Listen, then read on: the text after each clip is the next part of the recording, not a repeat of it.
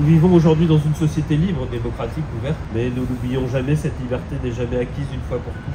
Elle se construit, elle se défend jour après jour, elle se transmet aussi. Et c'est pourquoi la mémoire est si précieuse. Elle n'est pas seulement un hommage au passé, elle est une boussole pour l'avenir. Mesdames, Messieurs, c'est vers vous que je tourne mon regard à présent.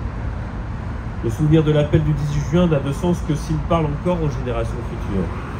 Que s'ils comprennent que la résistance, ce n'est pas seulement un mot dans les livres, mais une attitude, un engagement, une posture morale. Résister, c'est parfois simplement dire la vérité, refuser l'intolérance, défendre la justice, faire preuve de solidarité, protéger ceux qui sont vulnérables. C'est aussi refuser les raccourcis faciles de la haine et du repli.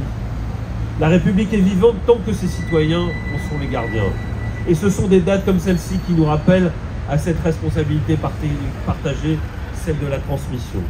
Alors transmettons cette mémoire et le souvenir de celles et ceux qui périrent pour notre liberté afin que l'histoire ne se répète plus. Brisons ensemble le lieu commun qui consiste à considérer que l'histoire est cyclique, que l'on ne peut rien y faire. Mesdames et messieurs, ce 18 juin, comme chaque année, nous faisons mémoire. Et en faisant mémoire, nous faisons nation. Une nation qui n'oublie pas.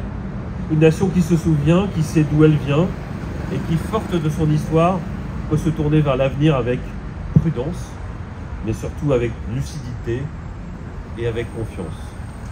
Alors que cette flamme de la résistance, que le général de Gaulle voulait éternelle, continue de brûler dans nos esprits et dans nos cœurs. Vive la République et vive la France.